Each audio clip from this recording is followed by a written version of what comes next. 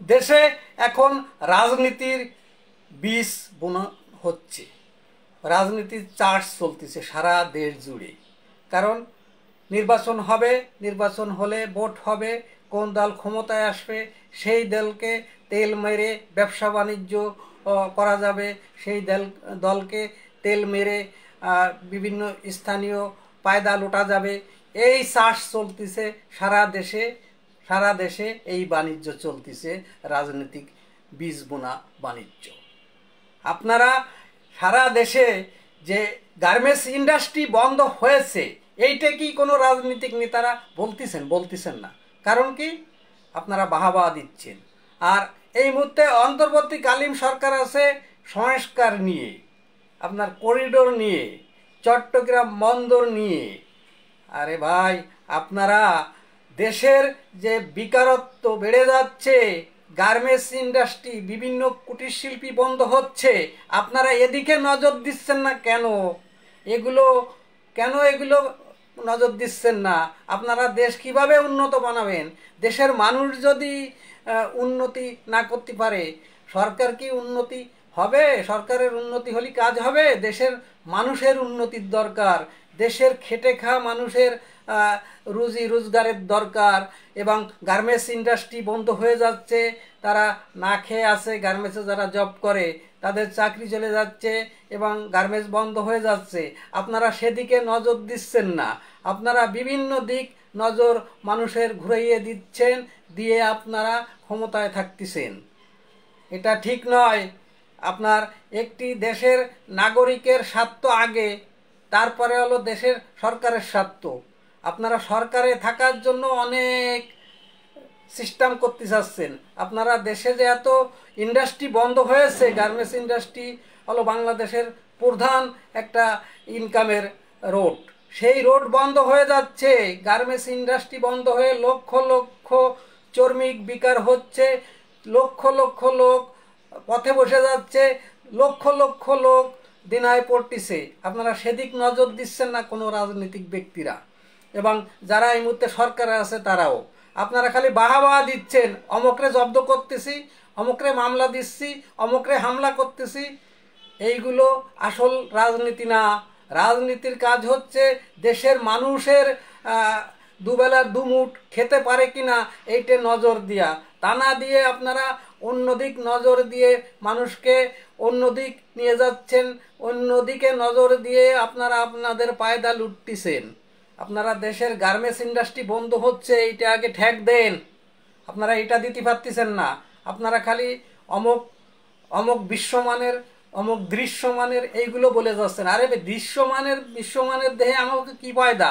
আমাকে ফায়দা হলো দেশকে ভালো চালাতে পারে, দেশের মানুষের দুঃখ কষ্টকে লাঘব করতে পারে, এইটা হলো মূল কথা। তা না করে আপনারা খালি দেশের অমুক নোবেল জয়, অমুক এই জয়, এ দিয়ে আমাদের দরকার নেই। এ দিয়ে আমরা গুলে পানি খাবো না। আমরা হচ্ছে দেশের মানুষকে নিয়ে সুখ শান্তিতে বসবাস করতে চাই। দেশের মানুষ জাতি খেতে পারে, দেশের মানুষ জাতি সেবা পায়, দেশের মানুষ জাতি শিক্ষা পায়, আমরা সেইটা চাই। আমরা কোনো অপরাজনীতি চাই না। আমরা রাজনীতির নামে ভণ্ডামতি দেখতে চাই না। আমরা রাজনীতির নামে স্বৈরাচারী দেখতে চাই না। আমরা রাজনীতির নামে মানুষকে মারা ধরা, খুন করা, মিথ্যা মামলা দেওয়া এগুলোও দেখতে চাই না। রাজনীতির নামে প্রতিপক্ষকে জব্দ করা, এটাও আমরা দেখতে চাই না।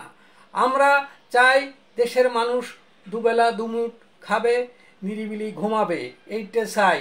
আমরা দেশের আইন শৃঙ্খলা উন্নত চাই। আমরা দেশের সেবা এবং পরিষেবা উন্নত চাই। আমরা দেশের মানুষকে মুখে হাসি দেখতে চাই। দেশের মানুষের মুখে যদি হাসি না ফোটে, তাহলে আমরা কেমন দেশের বাস করি, কেমন দেশের নাগরিক, আর আপনারা কেমন দেশের রাষ্ট্রনায়ক? আপনারা এইভাবে দেশ চালাচ্ছেন, দেশটারে একেবারে পঙ্গু করে ফেলাচ্ছেন। আপনারা আসল জায়গায় হাত দিচ্ছে না। দেশে এখন বেকারত্বর সংখ্যা অনেক বৃদ্ধি হয়ে গিয়েছে, বেড়ে গিয়েছে। আর যাদের মধ্যবিত্ত লোক, যারা শিক্ষা দীক্ষা আছে, তারা এখন বিভিন্ন দেশে চলে যাচ্ছে, বিভিন্ন কান্ট্রিতে চলে যাচ্ছে নিরাপত্তার অভাবে। আর যারা অসহায় লোক, তারা দেশের বাইরে তো যেতে পারতেছে না, সেই অর্থ তাদের কাছে নাই, সেই টাকা নাই, সেই জন্য তারা দেশ ত্যাগ করতে পারতেছে না। তারা দেশে বসে হুমড়ি খেয়ে কান্নাকাটি করতেছে। আপনারা গরিব মানুষের পাশে দাঁড়ান, আপনারা গার্মেন্টস ইন্ডাস্ট্রি বন্ধ ঠেকান, গার্মেন্টস ইন্ডাস্ট্রিকে আপনারা উন্নত করেন, যাতে বন্ধ না হয় তাকেও সাহায্য সহযোগিতা করেন। আপনারা বিজিএমের সাথে কথা বলেন। রাজনৈতিক নেতৃবৃন্দরা তা না করে তারা বাহনা করতেছে, বিভিন্ন হয়রানিমূলক কাজ করতেছে বাংলাদেশের নাগরিকের সাথে। তারা বাংলাদেশের মানুষের সাথে বেইমানি করতেছে।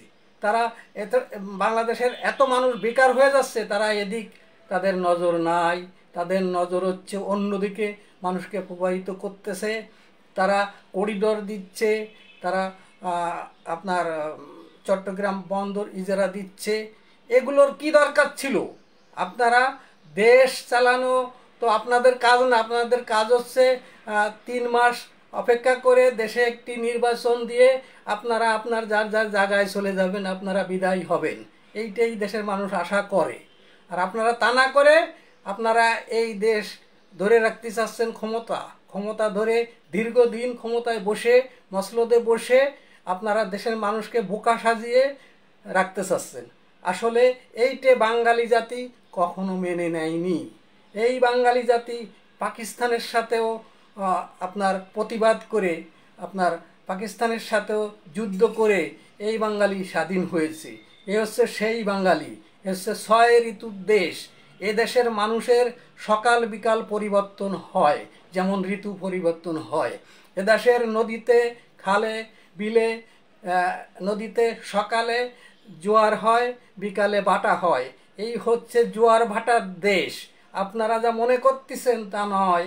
এ দেশের মানুষ যতটা বোকা ততটা আপনার জ্ঞানী সচেতন। এ দেশের মানুষকে বোকা সাজিয়ে আপনারা এইভাবে এই নীলা খেলা করতে পারবেন না। দেশের মানুষকে আপনারা সুস্থ শান্ত রাখার চেষ্টা করেন। আপনারা দ্রুত নির্বাচন দেন এবং গণতান্ত্রিক সরকার ক্ষমতায় এসে দেশ চালাক। দেশের নাগরিকরা এইটাই দাবি করে এবং বিশ্ববাসীও এইটা দাবি করে।